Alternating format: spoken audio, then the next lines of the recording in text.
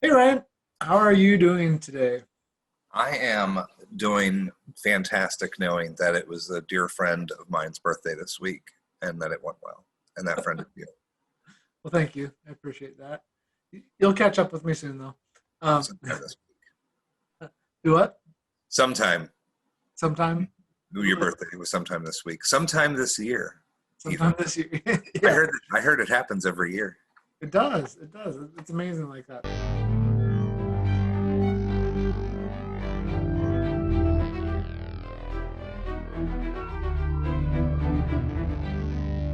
Unlike my wedding anniversary. Well, I'm not gonna get into that. Um, It's because it's on leap day. Not is not it really? yeah, no. I Yeah, was. I didn't realize that. yeah. Okay. Not for nefarious reasons. No. I didn't know if you like just forgot every other year or something. Because I mean I still do that and I okay. am human. Only human. Yeah. So we're going to talk about kids games today. This might be a shorter episode. We'll see. We're just going to go through some things. I see that you have a new favorite game there behind you. Would Yeah, you care to explain that? yeah. We were talking about Castles of Burgundy last time, Uh huh. and or two times ago, and I love Castles of Burgundy, and I also love Keyflower. It's my Right. favorite game, Uh huh. and uh, and I was talking about Castles of Burgundy, but in my brain, I was talking about Keyflower. So if anybody listens to that episode and thinks, "Wow, that guy doesn't know what he's talking about," I do know what I'm talking about. I'm just talking about the wrong thing. Okay. But So yeah, Keyflower is great. didn't you get to meet the designer of Keyflower and hang out at Gen Con or something? I don't believe so. Oh, No, okay. no. I talked to R&D games when I picked it Okay. up one year. I Can picked you up the expansions. can you say Maybe. that again? You kind of turned around for a second. Can you say Oh, that again? sorry. Yeah, no. I don't think I did. No. Okay.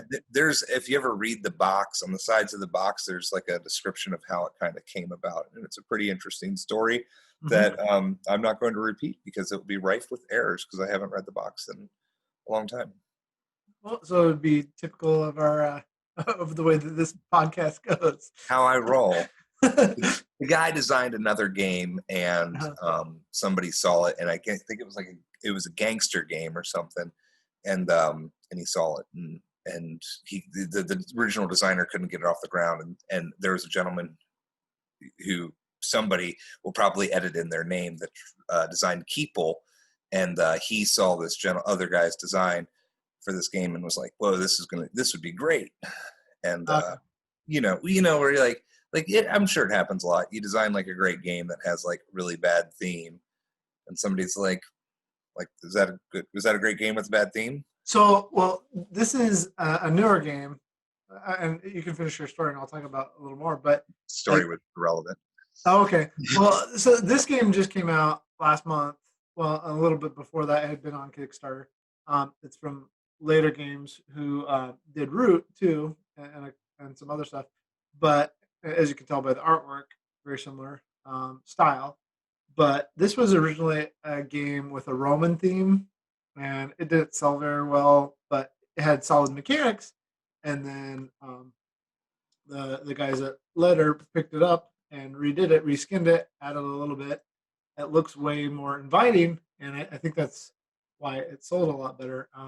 People are enjoying it, and I was going to talk about this with kids games, but I think what's interesting about this one is it looks very appealing to kids. Like kids want to play it because it's about like getting toys and pizza and all that stuff, and then Hmm.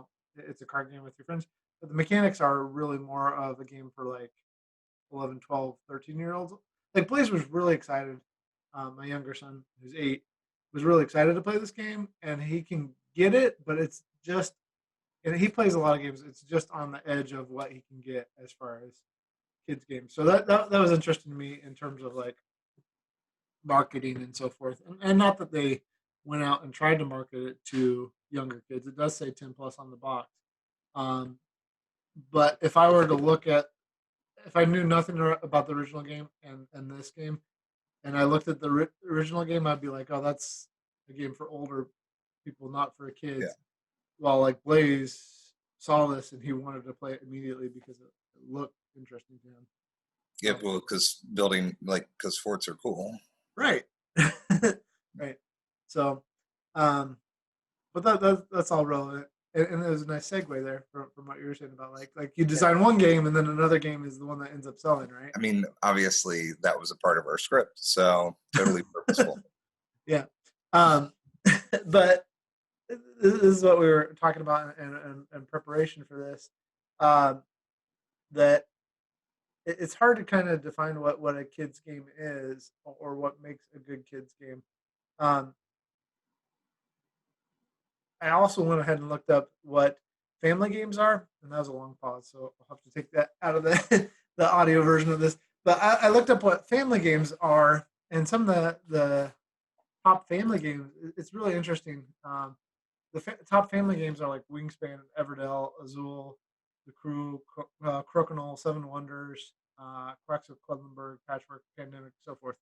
So there are things that are more gamer friendly in terms of like mechanics and what's going on in the game and all that sort of thing. In fact, those games are all games that are in the top 50, top 100, just in general. But the fact that they're also on that family weight list is interesting, especially like given Wingspan. And I know some people love to hate Wingspan right now, but Wingspan really and Everdell too was on that list. They're both tableau builders, which we've talked a lot about, like card and deck building games already. Um, so it's interesting to see those on the family weight game because that's going to introduce a lot of other, introduce a lot of mechanics to people that they're then going to be able to use in games. So I don't know. Do you want to say something about what makes a good children's game and why you wanted to do this episode? I just wanted to do this so people would bombard me with good ideas for children's games. Okay. No, it's for me. It's all about accessibility, and for the kids to be able to play, to be able to pick it up, age appropriate and stuff like that makes a good kids game. I mean, if the kids are having fun. But then for like me, it's I also want it to I want it to be fun. Like a game that's fun for kids as a parent sometimes can be a giant slog at times. Right. We've been watching a lot of Bluey. It's a cartoon. Okay. And if anybody's ever seen it, the parents in this cartoon, it's a dog. They're just amazing. It's an amazing kids cartoon. Uh-huh. And those parents, they get slogged with the kids, but the cartoon does a really good job. And like your kids want to play a board game, and then you've got a couple games that you've bought and that they love and you kind of hate, and then like, for example, Pie in the Face. Oh my goodness, yeah. we bought that, and the kids love to play it, and then everything, no matter how much cleaning you do, something's going to smell like sour milk. Yeah. And it's just like, and I used to have like a big old beard, so like I have to take a shower, you have to take, it's like if they get your face in there, it's like I'm either sitting over the sink, so for me, for a good kids game, I just want it to have a level of strategy that's age appropriate, and minimize the pieces. Mostly because kids get creative, and I love to explore that creativity. However, if a game has a lot of components, next thing you know, your kid has every component of the game out, and you now have this giant mess. Like so Mousetrap, right? Yeah, I just for a kids game, I just want them to be perfect. Yeah, I mean, that's the thing, right? I don't know about you, but I had great memories of playing Mousetrap, but I don't think it was the actual playing of the game that I remember. I think it was playing around with the silly little pieces that were there when I was a kid. It was the act of play acting rather than playing the game that made me, because I've gone back as an adult and played that game, and it's not that fun. There's other games that are more fun. I think even for my kids too. It looks cool, right? I have never played Mousetrap. Okay. I have played with Mousetrap a lot. Yep. You're right. I don't think I've ever actually like conceptually. I don't even know when I was playing with it if I knew it was a board game. Besides, it came in a box similar to Monopoly. Right. Except it's bigger, thicker. There's Yeah, giant pieces. Yeah. more powerful. Yeah.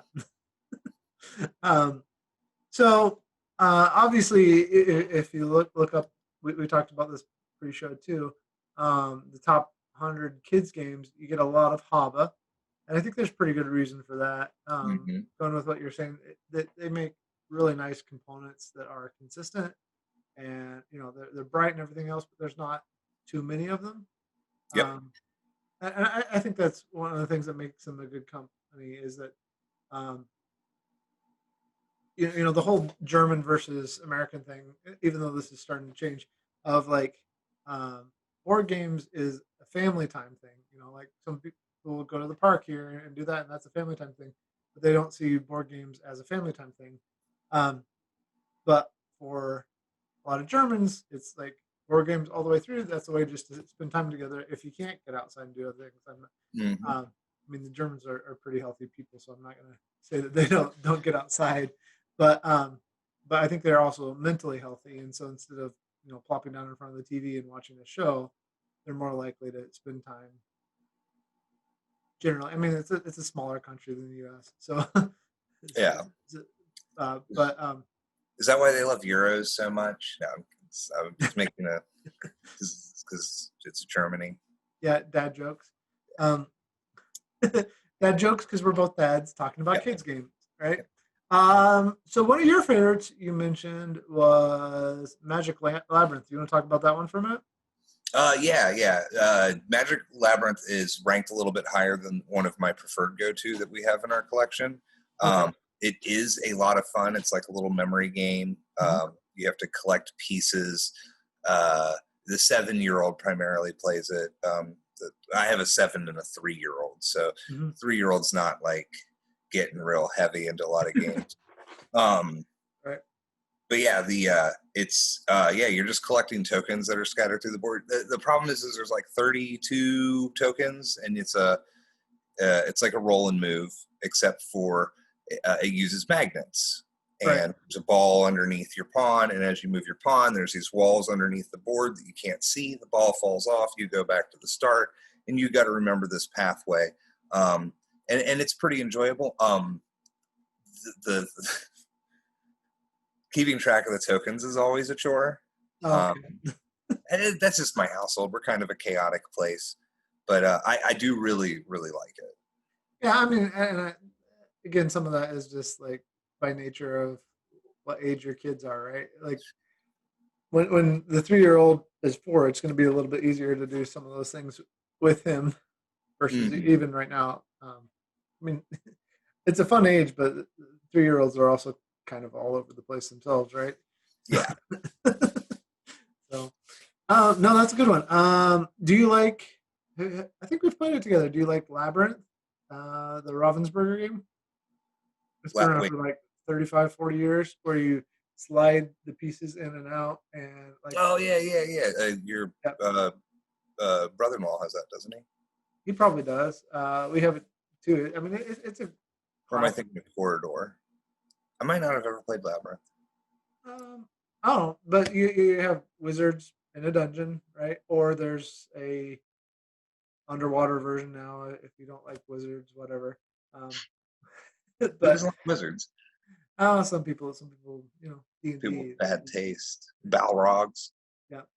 Oh, that would be fun. But it's more like kid friendly dungeon in terms Yeah. of like the monsters are just like flying happy heads instead of beholders.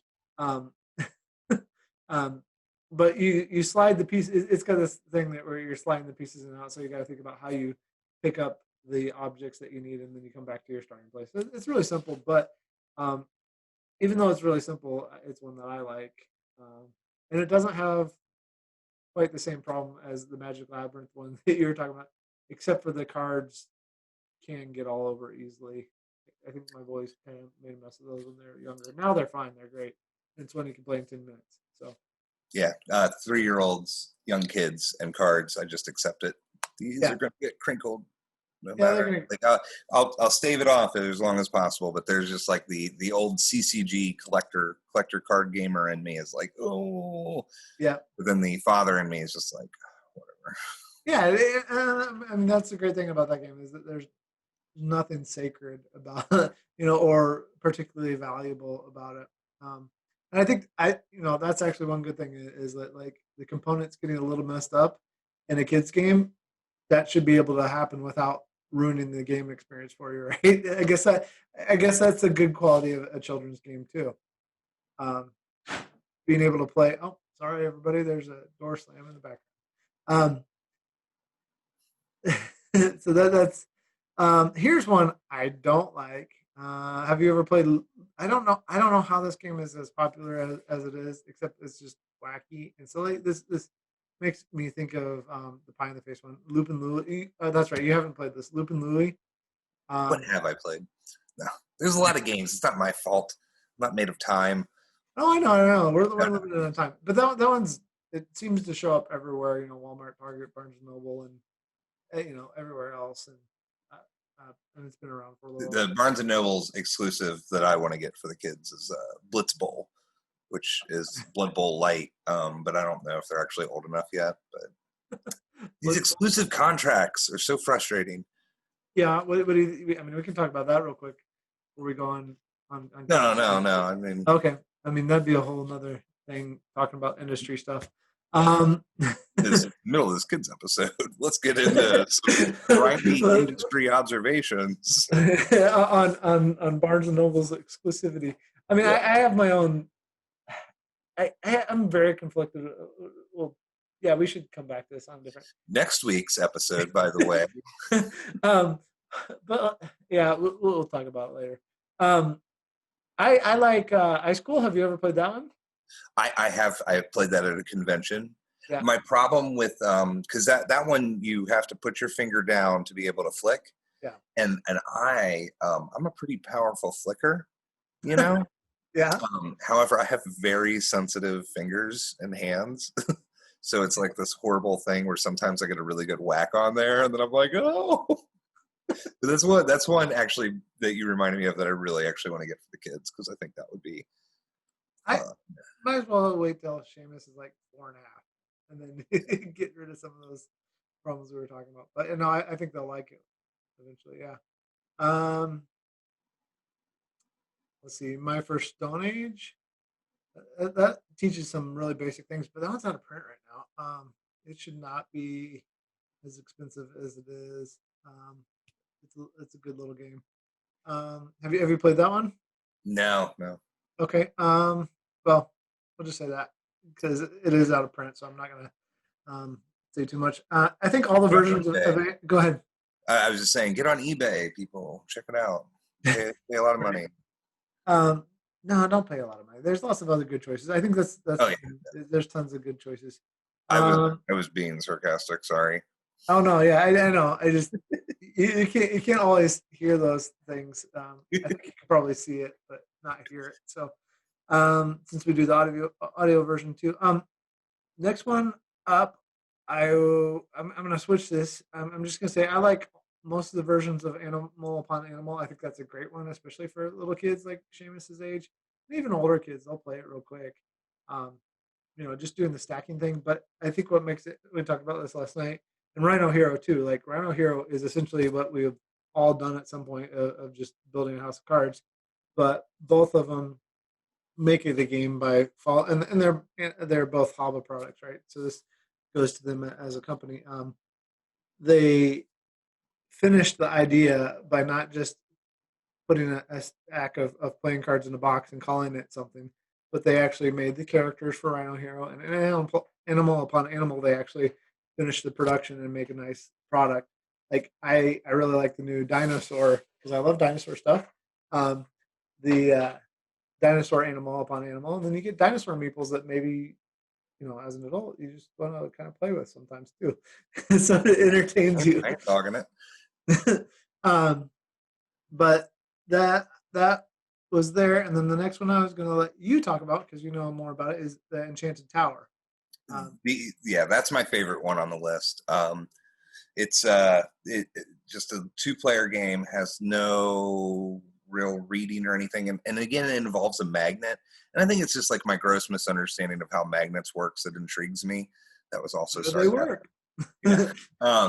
No, they one player plays a witch and the other player plays the hero. We mix up what the people are as needed, and you're trying to either get to the princess as the witch or the hero, but the princess is in a tower that has 6 keyholes, and they hide a key within the board, underneath the board, and your pawn, it's a metal key, and the witch or warlock knows where the key is, and you don't, and then it's a roll and move, and the witch starts farther off the board, and then you just blindly go until you pick up your pawn, and when you pick it up to move it, a key's stuck to the bottom, and then you have a 1 in 6 chance of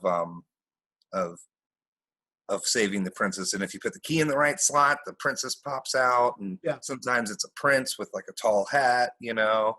Yep. I mean, it's always a princess meeple, but you know, we mix it up. Whatever, you know. Right. Sometimes we have some variants. It comes with 2 keys in case you lose one. Yeah. And sometimes we play with 2 keys, Okay. hidden in the board. Yeah. It's just a lot of fun, and I that's like one that my daughter's taught to like all of her friends. Mhm. Everybody gets a big blast out of it. So going back to the cooperative versus competitive thing, do you think it's important to have competitive games for young kids, or is storytelling important, or competitive? I'm sorry, or co-op. I'm walking all over my words here. Which mechanics and types of gameplay do you think are important for kids? I mean, if you want to, cooperative's good. It depends on what you're trying to nurture and build with your kid and what you have fun with. Yeah. Like inherently, I like we play. We've been playing a lot of Minecraft on video games, and we play. Mhm. We downloaded one of the competitive variants. Yeah. And we play that cooperatively because she doesn't actually like head-to-head competition a lot of the times. Mm-hmm. But then also we do play competitively in some games, and I think that that's kind of needed so that kids can develop a healthy ability to play with people and not, Right. you know, like. I mean, honestly, I think co-op can be great for young kids, especially teaching them the mechanics of games. But I also think it is important for them to lose sometimes. I know I never win, so she always wins. She never loses. She's really good. Well, we went through a phase where like Blaze loved games, and then we started getting into competitive games. So again, my younger son, we started getting into competitive games, and we went through a little phase where he didn't want to play competitive games, but I kind of made him, and because I wanted him to get used to and be okay with losing, because I Yeah. think that's an important life lesson of like not that I want him to feel beat down, but I want him to be able to engage with somebody, lose, and still have a good conversation with somebody afterwards, or talk with them without disengaging from the experience. Yeah, Tallulah can be a little less than a gracious loser. So, and I mean, she's 7, so I don't really, but I Yeah. try to instill like we had fun for the experience, and I'm not like, yeah, you just got trounced. You need to go back to school, kid. Like Right, I no, save no, all no. my back talk for adults. Right. Do you guys play Pokemon though? We do, and I was going to actually bring this up as well because Okay. I know you guys are a Pokemon family. That's part of how we got through it with him was just helping him be like, okay, if you want to get new cards, if you want to have, then you have to get to the point where you're willing to risk something, and if you're not risking something, then you can't win. Um, so that's part of how we got him over that hump. Do you guys play competitively when you play Pokemon, or is it? Yeah, for the most part. She gets a little distracted if the game goes a little long. So Yeah. when we play, there's a lot of like trying to keep it on like, hey, we are playing this because usually if the 3-year-old's running around, it's harder to play a game because then you got Oh, hands and stuff Absolutely. like that. But yeah, we do play. I pick her up new decks, or I get like we only do we don't do like we just do theme decks, you know. So, yeah, so you don't have to mess with deck building for Um, that. Yeah. she beat me the last time we played with the new theme decks that I got, and I really like playing it with her. And also it instills, this is important for me for like gaming and stuff, is reading comprehension and Yep. and building those skills. That's something that I heavily value. Um, so when I first got her games, I went for games that didn't have a lot of reading, because while she's a good or advanced reader, Mhm. um, she sees currently reading as a chore. Mm. Yeah. And so sometimes we're playing Yeah. Pokemon, which I had mentioned previously about cards when I was younger, where I'm like, I'm not reading this, and then come to find out the card was like super great and would have been good in all of my decks. Right. With her, like it's when we play, I'm usually like, yeah, no, you go ahead and read it. She's like, well, I don't want to. I'm like, well, I don't know what to tell you because I ain't reading it. Like, right. Like the only way that you're gonna get to play the ability on the card is if you read it. If you don't, well, sorry, it's my turn. You didn't get to Yeah, do it. Yeah. you want to pass? You gonna get Yeah. your attack in? Yeah. Yeah. And I also just really like Pokemon. I actually have been painting a Pokemon. Oh, have you? Yeah, a friend of mine 3D printed. So that is a Pikachu that is very muscular. Yeah. That's pretty fun. That's bodybuilder Pikachu. I don't know what I would do. Like, is he still like 2.5, 3 feet tall, or is he 6 feet tall? If he was real life. Uh, well, side note, I'm using that as my character for our Friday night online RPG that we're starting. Okay. So currently, he will be with the character that I've made, using that model basis as a character. He is as large as a hippopotamus. Oh, okay. So That is a very large. yeah, I have like a human. So yeah, so human scale, Yeah. Okay. Pikachu So scale, the human is like and that's a actually a whole. third But the height of the Pikachu. Okay. For yeah. those who are just listening. Um. Alrighty. Anyway, I love Pokemon. I love things associated with Pokemon. I am not very knowledgeable about Pokemon, but that does not diminish my enjoyment. Yeah. Well, let's just end on this real quick. Do you do any? I think this has been a good segment. I'm going to mention one game. Well, I was gonna, yeah, we can Oh, keep going. go ahead. Do you have one more game? Well, there's another Haba game that we picked up, and I looked it up when we started because I forgot Uh-huh. that I had it. Tiny Park, which is just a Oh, yeah. tile placement game, a roll and what is that? We really like playing that one as a family. That's a big one, and it's a push your luck game kind of. Yep. And then the other one that I picked up is Jungle Jive, which I got at a thrift store. It's Ravensburger, Mhm. and this is just a fun little like dexterity. What's that called? Twister type of game where you Yeah. have to match poses, and then you get points. And Yeah. you have to hold an egg, and if the egg shakes too much, it wakes the baby, and then you lose your turn. No, yeah. Ravensburger has several that are very similar to that, and that I like. I think they're another solid company for kids games. I'd say them, and Peaceable Kingdom is great for the co-op stuff, teaching kids some basic mechanics. Um,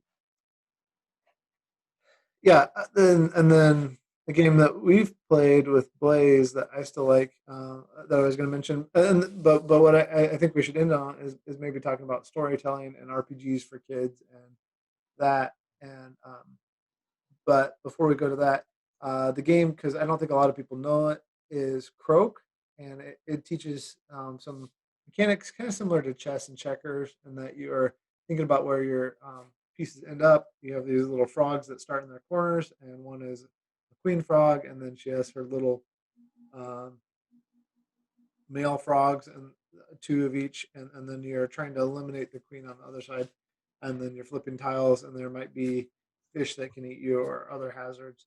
Um, but I think that it's important to teach kids like abstract things. It's important to teach them um, like how to foresee what's a better way to say this? But planning their moves. Anticipate, yeah. Do what? Just anticipate Yeah, uh, cause and effect, right. If I planning, do, yeah. strategy. hmm If I do this, what's going to happen 2 to 3 moves down that I need to be aware of? Um, so I think those are good ones. Any game that teaches those type of critical thinking skills without turning it into a chore, like we were talking about with Pokemon, I think that is a good kids game. And I think the final thing for me, as far as what a kids game is I don't know. I thought about this a lot, and I was like, what finally changes it from being a kids game to being a family weight game? And it seems like it's designed for people 8 and younger, but that's still a fuzzy category. Um, Yeah, I mean, I don't know. Like, it's just they're all games. You yeah, know, yeah. like adults could have fun theoretically playing some kids games. You know, Oh, I love like Dr. Eureka and Go Go Gelato, which are dexterity games, but yeah, where you're changing in Dr. Eureka, you're changing the little chemical balls that are in the beakers, and Go Go Gelato, you're changing the location of the gelato on the cones. Like yeah, like you're saying, like adults can play those, and you know, depending on what they're doing on a night, that they might have even more fun with those yeah. dexterity games too. Um, And it's like is if they're designed for you know, as long I think theming's the big thing mm, the for kids games. You know, but that's just maybe me my parenting style. You yeah. know, I try to. I like I like introducing my kids to fantasy elements and stuff like that, hmm but I don't want it to be too, you know, heavy fantasy and frightening. Right. You know what I mean? So I think a lot of it's theming, and then yeah, if kids like it, and I mean, half the time I play with the kids, we're not really actually playing the game as designed. hmm You know, we're just playing a game, we're having fun, and Yeah. that's you know, I do want to build certain. I am working towards you know teaching my kids things and you know how Yeah. to be good sports, how to have fun no matter what. Because that's a big Yeah. thing for me is I don't need to win or lose. I'm always going to play to win, but I'm mostly playing to have fun. Right. Especially It's, yeah, especially with kids. it's, Um, have you? And this is where I want to end, if it's okay.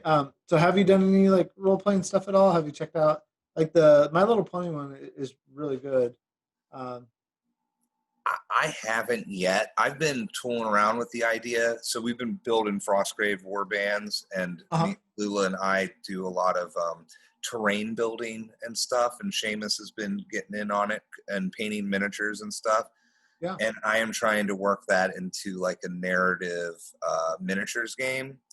I would love to do role playing with the kids at sometimes. I mean, we have teachable moments and we do Yeah. storytelling, but as far as like sitting down and doing like an RPG, we haven't. I was talking with another dad about maybe running some stuff with hmm his kids, but I think there's a pandemic or something going on. I don't follow Yeah. the news. Um, Yeah.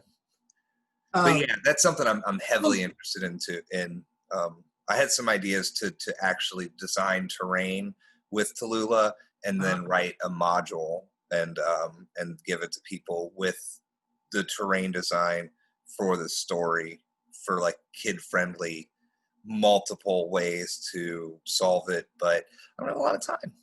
yeah. Yeah. Yeah. It definitely takes time to write more than some people realize. It takes time to write and plan out um, something that's age appropriate. Um, have you did you finish reading The Hobbit with Toulouse or Um, so we watch the cartoon on my birthday every year as my uh-huh. special treat. And the it takes, one from the 70s, right? yeah. Yep. And I think it's just a little too much for her. We're about a third of the way through the book. We read stories every single night, and I'd say pretty frequently, I'm like, hey, you want to continue The Hobbit? And she says no. Oh, okay. So Okay, I didn't realize that. I knew you guys had started the book, so it kind of depends on interest. yeah, she likes the story and stuff. I just think that before bedtime, it spooks her a little bit, and she's the cartoon has Smog, and he looks like a cat dragon. So she's always like, when she thinks about it, she's like, I hate that stupid cat dragon. And someday, maybe in 10 years, she's gonna watch this video, and she's gonna be like, why you gotta be talking about how I'm afraid of dragons? Did Leonard Nimoy who voiced Smaug in that one? I have no idea. I feel like it was somebody like either from the Transformers or now I'm gonna have to look it up. Well, but only there was a vast. Have you done any RPGs with the boys yet? No, you're fine. No, I was excited because I remembered I know the answer to this question. Okay, yeah, we did the D&D starter, and then I got Soren the Star Wars one RPG starter kit for the Force Awakens one. So he's been working through that, and he's ready to lead us in a campaign. I just got to find time, like you're talking about. And with that, he designed that he was running his brother and the two friends that we've kind of co-quarantined with. He designed a Pokemon RPG. Oh man, I want to play that. Yeah, evidently it's a lot of fun, but like they got so seriously into it that they had to take a little break because there were some disagreements about like what the party should do next and so forth. So basically the same thing that happens with adults sometimes too. Well, that's a memory, man. I remember my first homebrew game when I was little, which I was probably still older than them, like 7th grade, and yeah, there was some anger and stuff. They killed my character when I was in another class, and they're gonna look back on that in 20 years, and they're gonna be like, they're still gonna be mad about it. I don't think that there's any dead Pokemon or anything like that. I think it's more like no, they just can't agree about where they want to go, and I don't even know what the world of Pokemon is called. I'm just assuming it's post-apocalyptic Japan somehow. It's like weird cottage Japan. Yeah, but something weird happened to the world where all these animals have been mutated. Been there. It's an alternate timeline. Like I said, okay. I love Pokemon. I don't know anything about it. I do watch the animes sometimes, the cartoons. So I have my own theories about it because I've watched a couple of the animated movies and stuff too. That this is my sci-fi brain talking, but so the world went through. We'll say it was World War II. That there was this nuclear fallout around the world, everywhere, and that's why there's other places that they can visit outside the islands, and so forth. But with that, as people died, they implanted them. They found out that souls are real, but they implanted people's memories into animals because they didn't want to lose them, and that's how they got over radiation poisoning around the world. That's the truncated version of the story. Okay. And that's why they're always, because animals don't have fully developed vocal cords in the way we do. Maybe that's why they can only say their name. Right. That's why they can only say their name. Now, do you think that all the Pokemon were named because they named themselves? Yes. Yeah. In my weird twisted version of post-apocalyptic Pokemon. Well, I mean, and it's going with a lot of Godzilla stuff and the inspiration behind a lot of the kaiju and stuff like that. Yeah. It would make sense that Pokemon is an evolution of World War II fallout. Yeah, Gojira is just another Pokemon. Hey kids, this episode got real heavy. All right. Well, I mean, we're still recording for adults, but we're talking about kids stuff. So, all right. Yeah. It was good to talk with you. We will probably talk about the industry and exclusives and all that for the next episode. Maybe we'll see. Yeah, maybe we'll just spitball some more. We'll get the overview, and then we'll just It was a beautiful conversation. I look forward to it every week. Yeah. Happy belated.